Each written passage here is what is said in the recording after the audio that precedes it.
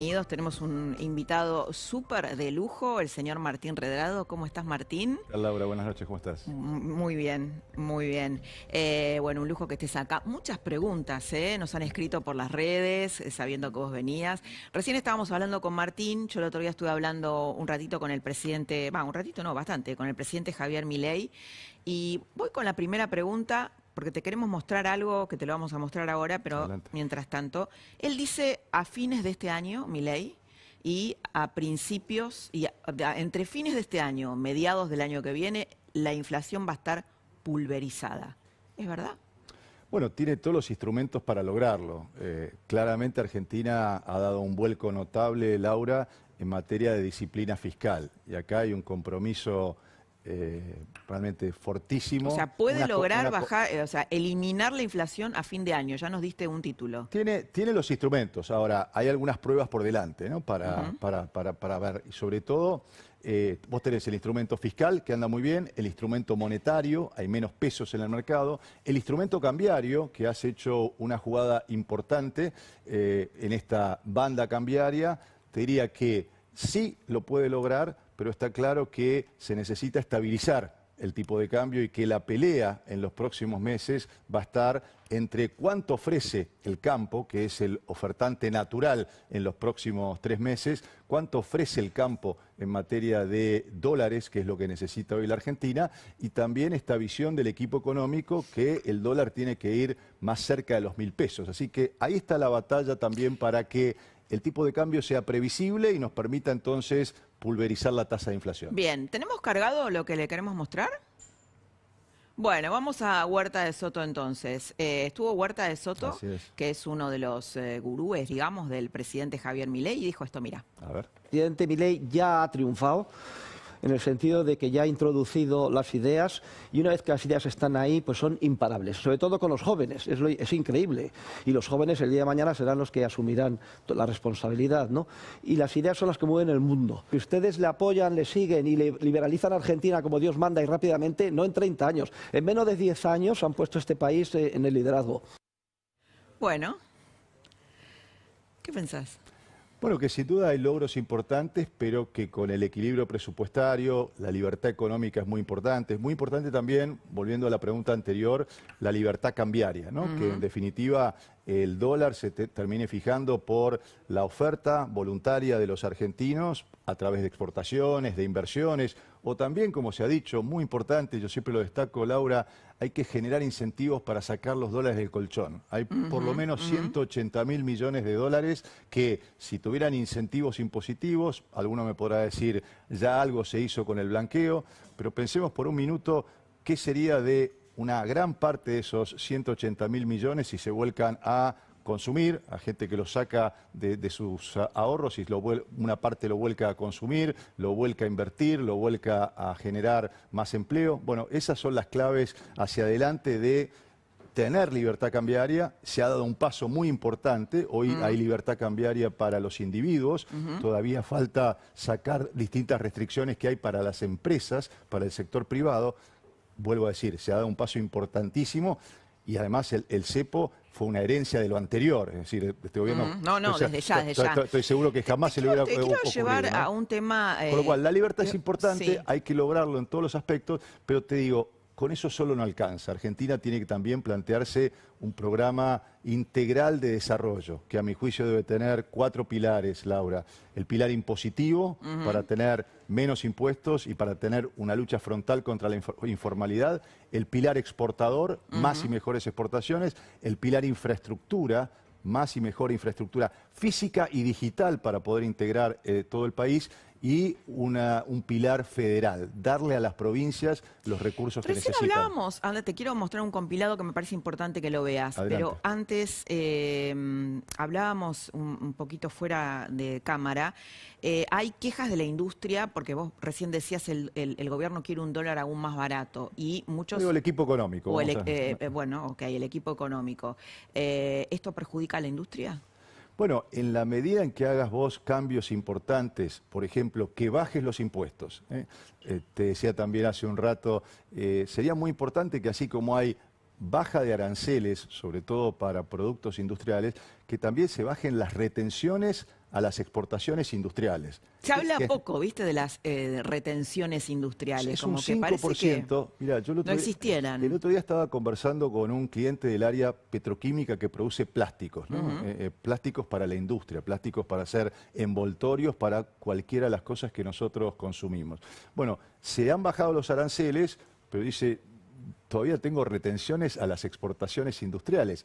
Y le preguntaba, bueno, con ese 5%, ¿vos podés ganar mercados internacionales? Y la respuesta es sí. Los márgenes en esas industrias son muy pequeños, con lo cual un 5% hace la diferencia. Es mucho. Y sobre todo con un presidente que tiene esta fenomenal vocación por reducir el gasto público. Acá no estamos Te hablando... respetan, Milei, ¿eh? El otro día me lo contó. Sí, es un respeto mutuo. Sí. Creo que está, digamos, sin duda representa el cambio en la Argentina. Lo que yo digo es, el cambio tiene que ir todavía más allá en términos de generar un país más integrado, más desarrollado, que no solamente, Laura, se base en 4 sectores. Hoy por hoy vos tenés el agro, tenés la energía, tenés minería y tenés servicios del conocimiento, tecnología. Allá Argentina está, digamos, en el mejor momento. Bien. Pero necesitamos un país para Para todo, 48 claro, millones para argentinos. 48 millones. Vos sabés que yo en una época hacía una sección muy linda en el diario La Nación, donde trabajo hace muchos años, que es La Nación y los intelectuales. Y una vez entrevisté a muchísimos intelectuales, a Tomás Abraham. Sí, claro. Y Tomás Abraham decía, la Argentina tiene una matriz mafiosa, más allá de el signo político, ¿no? Yo personalmente tengo una opinión, creo Sí. que quienes más han gobernado son más mafiosos. Pero bueno, él decía eso, ¿no? Tiene una matriz mafiosa. Y esta semana hubo 2 hechos muy resonantes. Uno, la Rosadita del Chaco, que ahora Sí. te lo va a contar Gasulla. Y otro, la corrupción en San Lorenzo de un presidente de un club que acepta un soborno que está grabado. Y todo lo que hay en torno de los clubes, ¿no? Esta sospecha sobre un montón de cosas, incluso hasta de las inferiores de pedofilia. Pero quiero mostrarte este compilado. ¿Es una persona de comprar cosas lujosas, importantes o...? Sí, le gusta todo lo que sea marca. Vos le vas a ver una remera puesta que tiene un bordado de un inca, ponele, y abajo es cardón. La cosa. Claro. Se compra ropa de marca y lo llevaba a la textil, y en la textil le tenían que sacar el bordado y ponerle el nuevo bordado. Quiero decirle, si me está escuchando Víctor Hugo Morales, no sé si estará en el programa, que he decidido que voy a poner mi plazo fijo en pesos.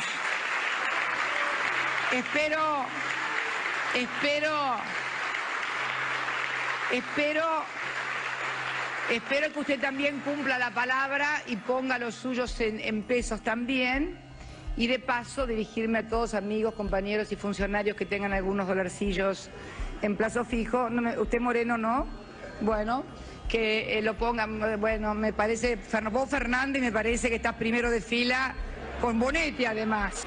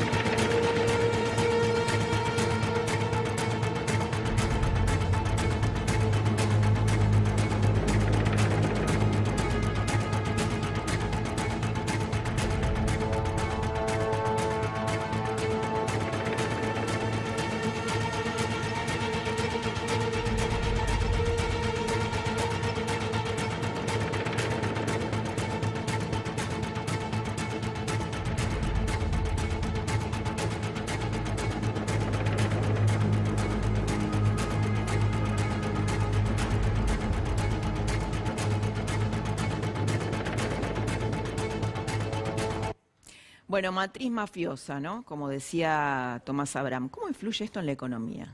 Muchísimo, porque lo que esto genera es una gran desconfianza en cualquier rubro. Y además, sobre todo, genera... se gobierna con el ejemplo, ¿no? Y si uno ve que gobernantes, en este caso de provincias o gobernantes nacionales, como veíamos del gobierno anterior, no gobiernan con el ejemplo, ¿qué le queda para el resto de la población? Así que, sin duda, es un factor que influye en términos de generar menos perspectiva para la economía argentina, menos ganas de invertir, con lo cual, sin duda, es la economía, la corrupción, la educación, los temas centrales que Argentina tiene que resolver por delante. ¿Tenés alguna evaluación de cuánto ha sido, por ejemplo, lo que fue la corrupción kirchnerista? ¿De cuánto ha sido en pérdidas para el país? Hay números tan exorbitantes, Sí, y sobre sí. todo que han gobernado durante mucho tiempo. Sí, ¿no? exactamente. Y esto que además en muchos casos se hicieron socios de empresas. Sí, que eso fue el cambio, ¿no? Con respecto al menemismo, ¿no? No era directamente. solo la coima, sino el socio fuera del Estado. Claro, con lo cual el porcentaje de las empresas que tenían y demás realmente fue descomunal, fue algo desorbitado. Pero ponerle un número claramente es difícil. A veces algunos han hablado de un PBI y demás. Yo como economista profesional quiero ser riguroso. Sos prudente. Más que prudente, riguroso en términos de números, pero sin duda es algo que ha dejado una marca y que era uno de los factores que generaba desconfianza. Por algo no había inversión, por algo desde del 2011 al 2015 la economía argentina no creció y bueno, después también lo que tuvimos del 2019 al 2023. Bueno, Luis Gasulla, fue el que estuvo toda esta semana con el tema de la rosadita del Chaco, ¿no? Así que se es. vota en el Chaco el 11 de mayo. Néstor Kirchner fue, yo me acuerdo que también la entrevisté a Miriam Quiroga, que era su secretaria. Tantas entrevistas tengo en tantos años, ¿no?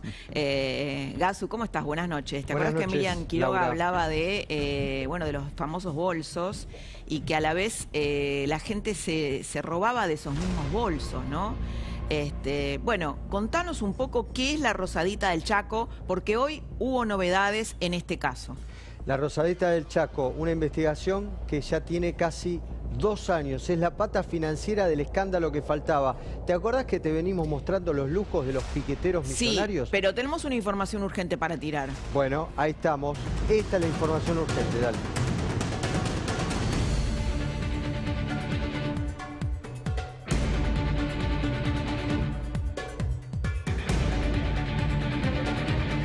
Fíjate las imágenes, así detenían hoy al contador de esta cueva del Chaco, de la rosadita del Chaco. Este video, acá lo ves, el hombre que está de espaldas, que se lo está llevando el Departamento de Asuntos Económicos de la policía chaqueña, ahí ingresando a la camioneta, es clave. Esta persona había una orden de detención internacional dictada por Interpol. Se llama Pasco, es el contador del lugar donde contaban la plata hasta los nenes, hasta los niños. ¿Y por qué es clave esta persona? Porque su esposa fue funcionaria de Jorge Capitanich y estaba en el lugar de donde salía toda la plata, que sería como el Ministerio de Desarrollo Social del Chaco. ¿Qué lugar? El que está preso, el funcionario que estaba allí al frente, el, digamos, para que se entienda, el Tolosa Paz chaqueño, que se llama Mauro Andión.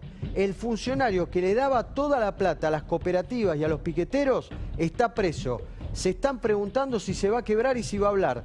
Y este contador, su esposa, ¿y vos crees que se va a quebrar, que va a hablar? No, están muy amenazados. Bueno, me estoy acordando de Muy Lázaro Báez, amenazados. Martín, ¿no? Que nunca habló. Nunca habló. Bueno, habló con Gasulla una vez.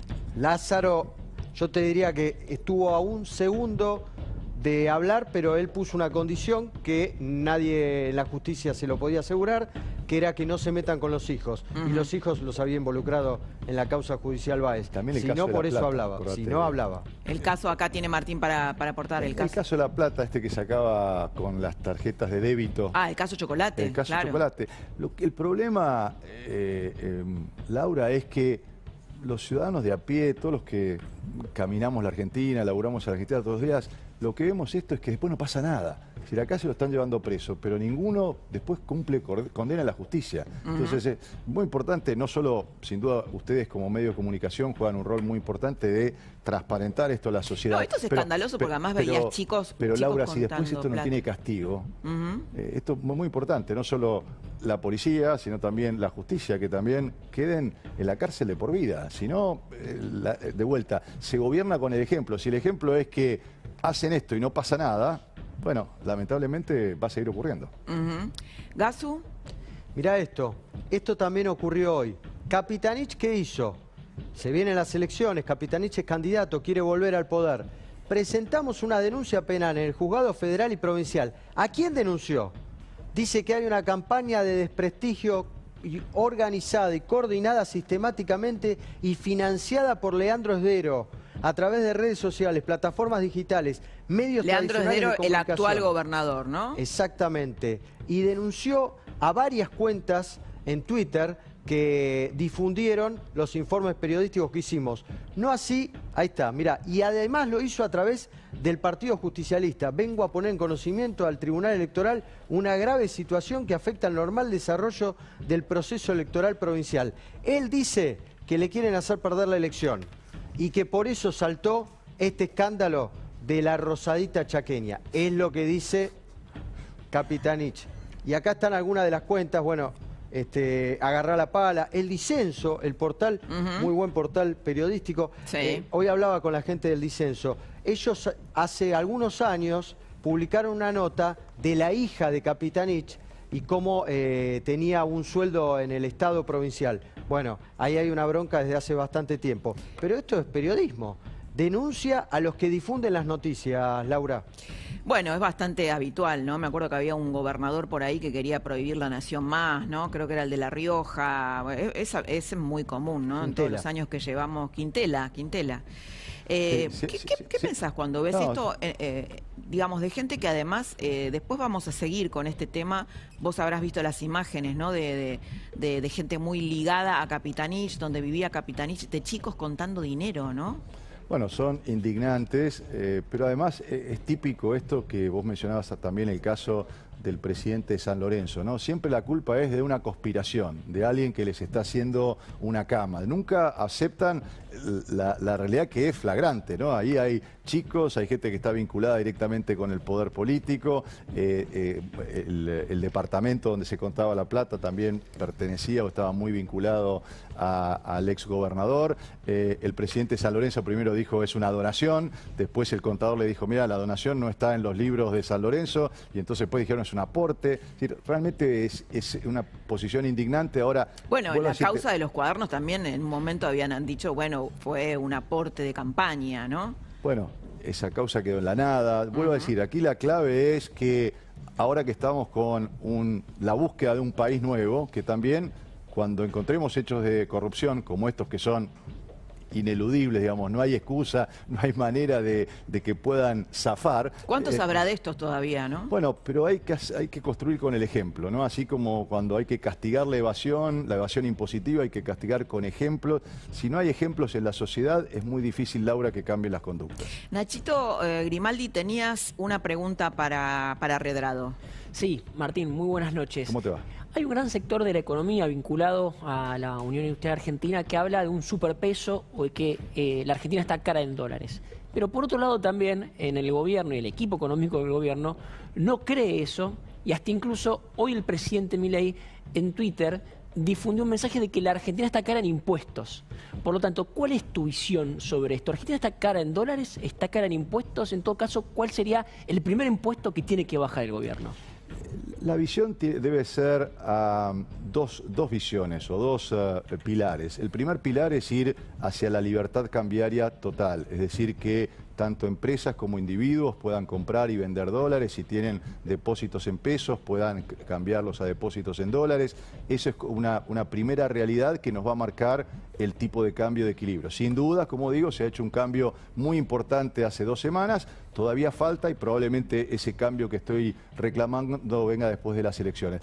Por supuesto que tenemos los altos impuestos es el otro pilar que hay que trabajar, una verdadera revolución impositiva y sobre todo tenemos impuestos distorsivos. Mencionamos uno recién que son las retenciones. Las retenciones industriales. También las retenciones al campo. Digamos, Argentina, a mí me encantaría que esta nueva etapa plantee una lucha frontal contra la informalidad. Hoy tenemos un 50% de trabajadores o de empresas que están en la economía informal. ¿Por qué? Porque bueno, son y eso se notó altísimos. mucho en la pandemia, ¿no? Digo, la pandemia fue un espejo muy grande para mostrar ¿Te acordás eso? los 9 millones de personas que recibieron el IFE? Porque obvio, bueno, eso marcaba, bueno, la gente que está en changas y demás. Bueno, uno lo que tiene es, por ejemplo, con las retenciones a las exportaciones, en el caso del campo, uno puede plantear un cronograma de disminución de las retenciones o que sean parte de pago del impuesto a las ganancias. Esto significa que si vos pagás impuesto a las ganancias, pagás menos retenciones. Entonces, blanqueás la economía. O, como decíamos antes, generar incentivos para que los dólares salgan fuera del colchón.